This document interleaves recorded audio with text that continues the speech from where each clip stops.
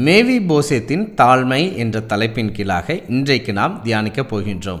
சவுல் மற்றும் யோனத்தான் இருவரும் பெலிஸ்தருக்கு விரோதமான யுத்தத்தில் இறந்து விடுவதை பார்க்க முடிகின்றது. பின் நாட்களில் தாவீது தான் அரியணைக்கு வருகின்றார். தாவீது ராஜாவான பிற்பாடு யோனத்தானின் குமாரரில் எவரேனும் இருந்தால் அவர்களுக்கு நான் தயவு காட்ட விரும்புகிறேன் என்று வேலையாட்களிடம் சொன்னார். அப்பொழுது வேலையாட்களில் ஒருவர், யோனத்தானின் குமாரனாகிய மேவி போசேத் இன்னும் உயிருடன் இருக்கிறார், இந்த மேவி போசேத்தின் 2 கால்களும் முடமாய் இருக்கிறது என்ற காரியத்தை தெரியப்படுத்துகிறார்கள்.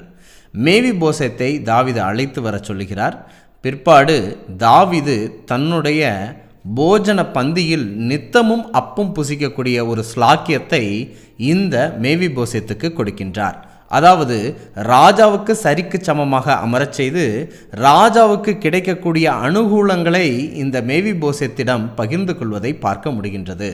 இப்பொழுது இப்படிப்பட்ட தகுதியை பெற்ற மேவி போசேத் எவ்விதமாக தன்னை தாழ்த்துகிறார் என்ற வசனத்தை நாம் வாசிக்கலாம்.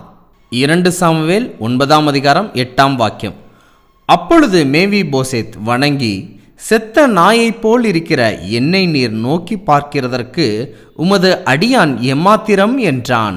இந்த வாக்கியத்தை நாம் பார்க்கும்போது தன்னை மேவி போசேத் ஒரு செத்த நாயோடு ஒப்பிடுவதை பார்க்க முடிகின்றது.